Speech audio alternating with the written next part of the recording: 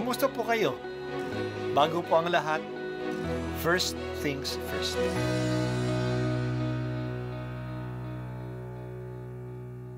Good morning po.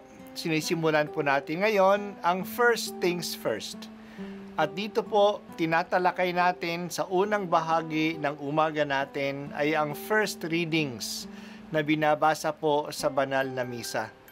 Ito pong tinatalakay natin kasi madalas po kasi marami na tayong alam tungkol sa gospel readings. Pero konti po ang nagsasalita sa first readings. Pero ang first readings, bahagi din po yan ng Biblia, ng banal na kasulatan. Kaya susubaybayan po natin ang mga first readings, basahin po natin at kuminsan kailangan ng basahin ng 2 o 3 beses bago maintindihan kasi hindi po tayo familiar sa mga istorya at sa mga kaisipan na tinatalakay dito.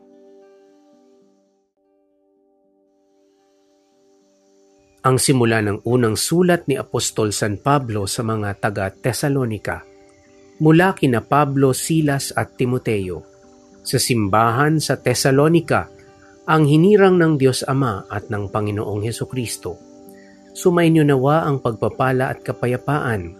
Lagi kaming nagpapasalamat sa Diyos dahil sa inyo at tuwin ay isinasama namin kayo sa aming dalangin. Ginugunita namin sa harapan ng ating Diyos at Ama ang inyong mga gawang bunga ng pananampalataya, ang inyong mga pagpapagal na udyok ng pag-ibig at ang matibay ninyong pag-asa sa Panginoong Hesukristo.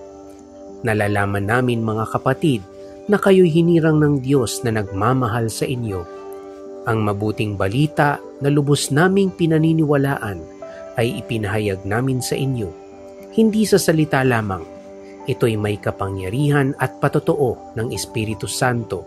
Nakita ninyo kung paano kami namuhay sa inyong piling.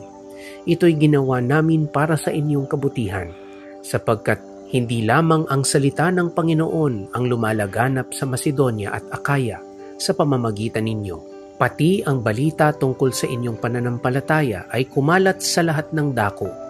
Ano pat hindi na kailangang magsalita pa kami tungkol dito. Sila na ang nagbabalita kung paano ninyo kami tinanggap.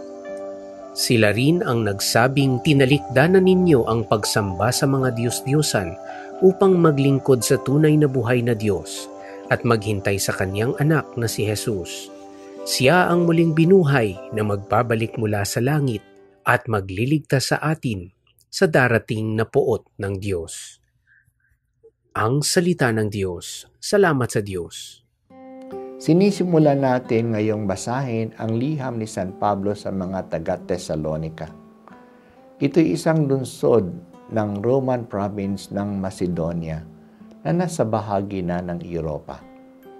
Sa pagbati niya sa mga taga doon, binanggit niya ang kanyang pasasalamat sa inyong mga gawa ng bunga ng pananampalataya, ang inyong pagpapagal na udyok ng pag-ibig, at ang matibay ninyong pag-asa sa Panginoong Hesukristo. Binanggit niya at pinagsama-sama ang tinatawag nating 3 theological virtues: faith, hope, and love. Ang mga ito'y tinatawag na theological kasi kinikilala natin na sila ay biyaya na galing sa Diyos. At ang kanilang patutunguhan ay ang Diyos. These virtues originate from God and their object is God. Sa Diyos tayo nananalig. Sa Kanya tayo umaasa. Siya ang ating minamahal. Sila ay mga biyaya ng Diyos, ang mga virtues na ito. Ipasalamat natin sila. Mayroon din tayo nito kasi tayo ibinyagan. Sila ay mga virtues na natanggap natin sa binyag. Kaya dapat natin pagsumikapan na gawin ito. Pinapaalaala rin ni Pablo na ang magandang balita ay kanilang ipinahayag sa Tesalonika hindi lang sa pamamagitan ng salita, kundi pati sa kanilang halimbawa rin. Sinabi niya, nakita ninyo kung paano kami mamuhay sa piling ninyo. Ngayong tinanggap na nila ang paniniwala sa Diyos Ang halimbawa naman nila ang tumutulong sa pagpapalaganap ng mga buting balita. Marahil ang mga taga-Tesalonika ay dating mga pagano na sumasamba sa maraming mga Diyos. Ngayon wala na silang ibang pinaglilingkuran kundi ang tunay at buhay na Diyos. At nag-aalay na sila ng muling pagbabalik at nag-aantay na sila. Inaabangan na nila ang muling pagbabalik ni Jesus. Dalawang katangian ng pananampalataya ang binanggit ni Pablo. Una, ito ay ipaliwanag hindi dahil lang sa pamagitan ng salita, kundi sa pagsasabuhay natin ito. Nakikita at nararanasan ng mga taga-Tesalonika ang pamumuhay ni Pablo at ng kanyang mga kasama, kaya tinanggap nila ang kanyang pinapahayag. Hindi lang ideya ang pananalig sa Diyos.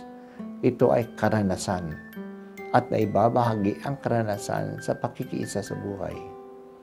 At pangalawa, ang pananampalataya ay tulad ng liwanag.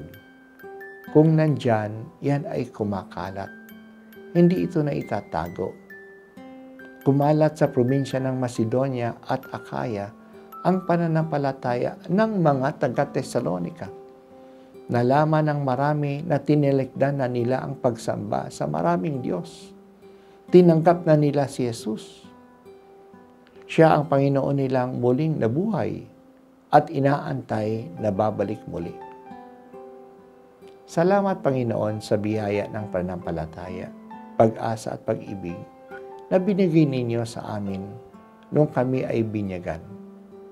Tulungan po ninyo kami na sa mga virtues na ito at ito'y maisabuhay namin at lumago.